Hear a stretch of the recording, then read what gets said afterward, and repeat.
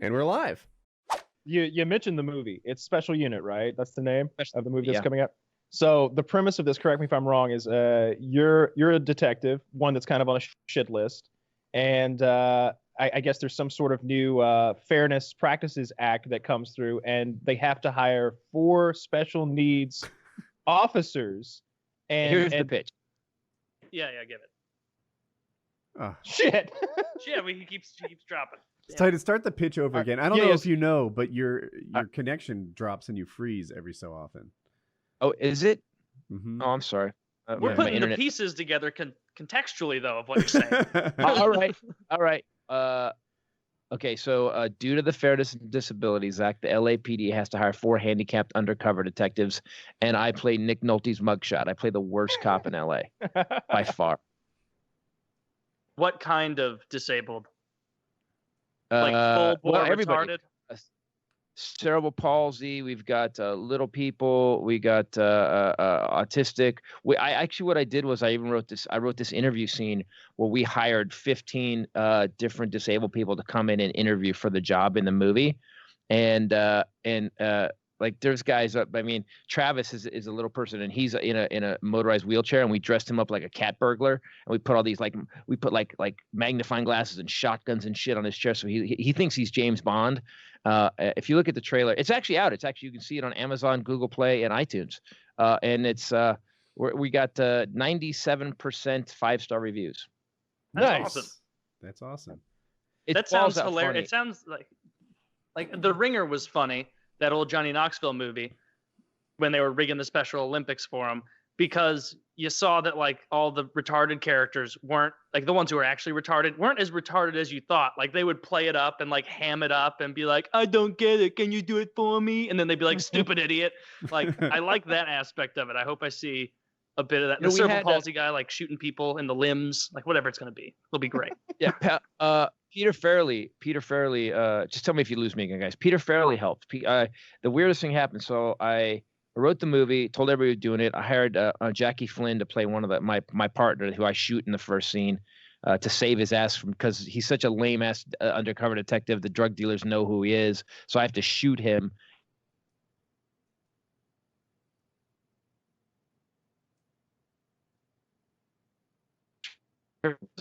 He just says, "Hey Titus, I heard you doing this movie with disabled people. Can you text me back?" And I'm like, and Pete Farrelly, and I'm like, I look at my wife and I'm like, holy shit, Pete Farrelly is on my phone, and I was whispering it to her, and she goes, he can't fucking hear you, because I was in the kitchen by myself. So I text Pete Farrelly, gives me his number, I call him. I tell him what the movie's about. He says, can you send me the script? I'd like to read it. And I said, okay. Pete had a guy years ago, one of his best friends messed his spine up diving into something. And so he's really, if you notice, the Farrellys are the ones that always kind of do it right. They did a Ringer. They produced a Ringer too. Oh, okay. So I sent him the script. I wrote, and I'd written a really kind of an Austin.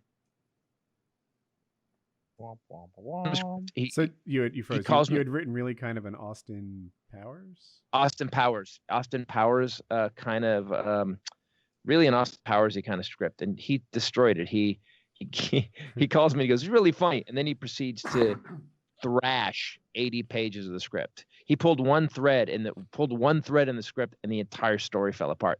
So I called. We were already in production. We were like 4 weeks away from filming. And I called up my line producer and I go, hey, stop. And he goes, well, I have to rewrite the script. I'm going to disappear for 2 weeks. And we were flipping the fuck out. But he was right. The thread he pulled was because it was one thread that was the entire. The problem is that the bad guys, I tried to put as many disabled people in the movie as possible. So all the bad guys were disabled too. Well, Peter Farrelly goes, yeah. So Peter Farrelly goes. He goes, do you think your point of the movie is that they can be cops and do as well as everybody else? And I said, yeah. And then how come they arrest disabled bad guys? And I was like, and it lost a lot of disabled people their jobs. So thank you, Peter Farrelly. Wow. A lot of people had to ride the short bus home sad that evening. Yeah. So we filmed it. And so Farrelly, the Ringer, and he said to me, I go, why are you doing this? I go, why are you helping me? You don't know me. I still haven't met Peter Farrelly. I only talked to him on the phone. I go, why are you doing this? And he said, because we got it wrong with the Ringer. He said, the Ringer, he goes, it He goes, you got it wrong. And he goes, you're the first person I've seen to get this close to getting it right. So there you go. That was a long way I could have just said that. Holy shit. No, I like the detail, the deep lore, so to speak. Yeah, I'm gonna check that out. I like films like that, especially if the same guy who did The Ringer, because that's a great movie. Yeah, it's like $3 on it's like $3 on Amazon, and it's really fun. Do me a favor, if when you watch it, review it. Promise me you guys review it. For sure. Will do. Definitely. Cool. 5 stars. Even if I hate it, 5 stars. And I sincerely doubt I will. Oh, well, let me ask you first. Do you want me to be honest as I do my review on this? Because that's from me. Yes. Yeah, never mind. That could turn out bad. It's a question he asks, and I know that because I did my research. We had a sponsor tell us to be as honest as possible. They were called 100% Food, and it was this meal replacement shake that was fucking horrible. Horrible. It tasted terrible. And they said in the read, be honest. And so I was like, this shit tastes like Quickcrete. Use it on your pavement. Use it on whatever. And they did not re-up. Surprising. No, but yeah, here's that sounds when really I know good. Here's when I've done something well. Whenever you get a review, like some of the people goes, because like this new show, Amerigeddon's about. I want to write a show that can bring the country together. So it's all about politics, guns, and abortion. That's pretty much what it's about. And because I thought we were really inclusive issues. Yeah, we're not. Yeah, exactly. Very. Yeah, exactly. So what I wrote the show, and probably once or twice a week. At the beginning, it was worse, but once or twice a week, it'll walk a couple couples, and I think that's the right level for me. If I'm writing, if nobody walks out, if nobody gets offended by anything, I haven't done my job. But if 2 people a week just like fuck this guy and they walk out, I'm like, yes. I want to walk people. I don't want to Stanhope the room. I don't want to just people streaming out. But I do want a couple people to be I want people to be like, I'm a little uncomfortable with this. Where's he going with this? I like that part of it. So yeah, I think everybody likes that about comedy to an extent. Sorry, Woody, go ahead. I was gonna. But Carlin, though, not everybody. A lot of people. I mean, if you look at like some of the guys that never are controversial and they sell out.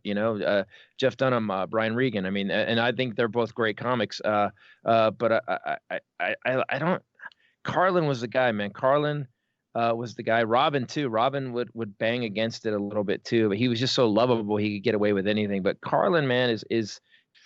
He's the guy where you just go, even I love Carlin. Even time I was like, this is fucking too far. He did that last special he did. He goes, I like it when a lot of people die. That last thing he did that they had to pull because he did it. They filmed it like the week before 9/11 happened. So it disappeared for 10 years. I love that bit. It's like earthquakes, yeah. volcanoes, tsunamis. I like it when a lot of people die. That's a ballsy move for a comic. So yeah. Man.